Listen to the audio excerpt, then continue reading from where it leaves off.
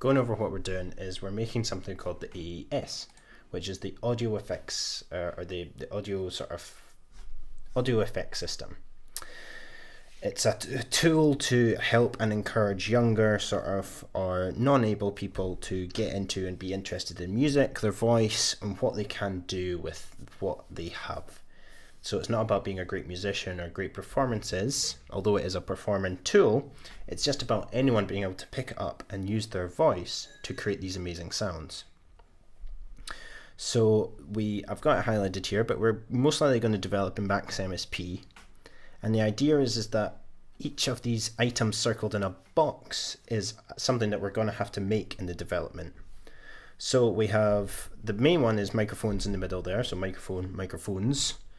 And it's how do we capture audio, how do we make sure that we're capturing really good live audio and then piping it into whatever effects we have down below.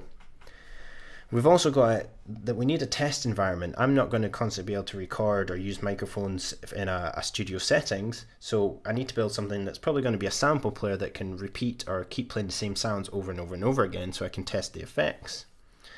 And then we have OSC, so that's Open Sound Control. That's a networking protocol for passing messages from a wireless device into the program. And that was one of the main features that they highlighted in their brief, that they wanted to be able to control this wirelessly as well as with a graphical user interface.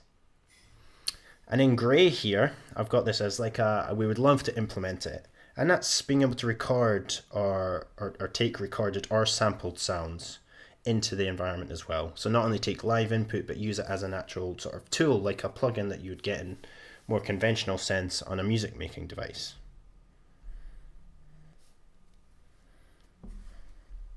And moving on, the input is fairly straightforward. The next section is processes. So this is looking at what is it we need to make, and then how are they going to sort of be processed, or what processes are we going to do on the inputs that we've already outlined. So here I've got a couple written down, and they were straight from the brief that the client had. And the first one is that in the first wave we need to have at least 4 effects all built within the AES.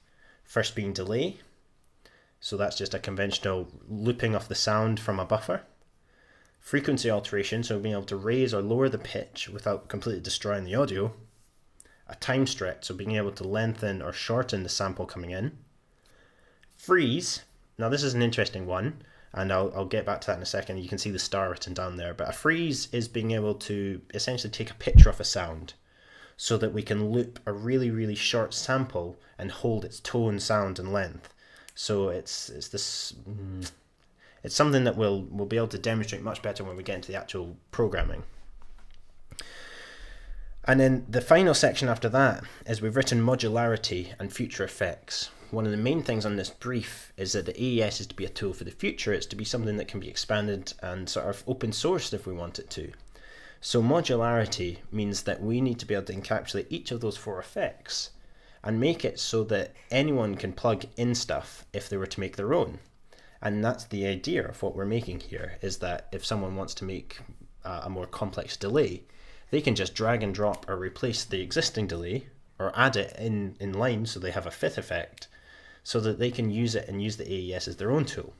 It becomes more of a routing, more of just a host than just this sort of simpler tool we're outlining here. And you can see the grey parts, delay and freeze, are ideally we want to be able to stack them. So not only just loop from a single buffer, but consistently loop and layer more and more delays or more pictures on top of each other. And one of the main things about the picture is that they are going to be on a separate line from the main audio coming in. Whereas with a delay, you will just be looping existing audio from, say, the previous 10 seconds. Freeze is something that we want to be able to hold indefinitely. Even, and I've put that in grey down here, we want to be able to save them so we could recall them at a later date. If we get a really good tone or we find some really nice noise and find a really nice noise out in nature. And the final thing that we're looking at in the first wave of the AES is outputs.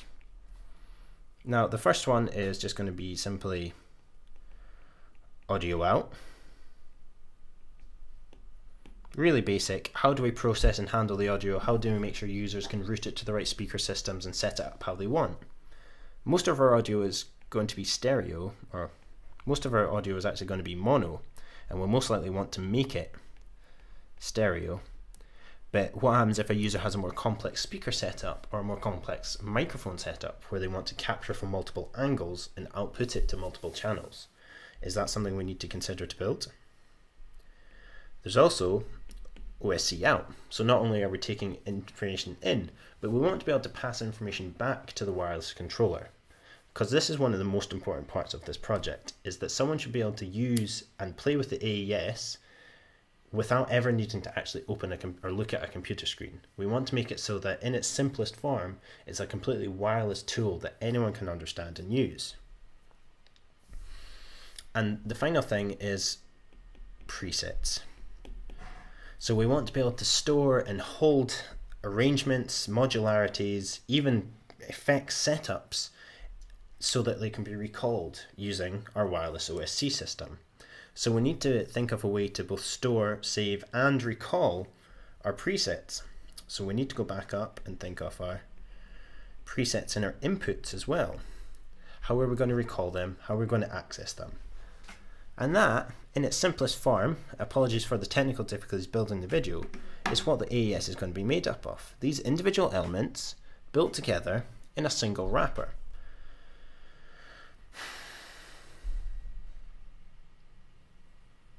So what we'll do over the next few days, we will go through and tick off each of these boxes as they make them. We won't necessarily go through an input, process, output stage, because something like the processes is much more complicated than inputting simple microphone feeds. So we're going to focus on the processes and then build the rest of the computation around it.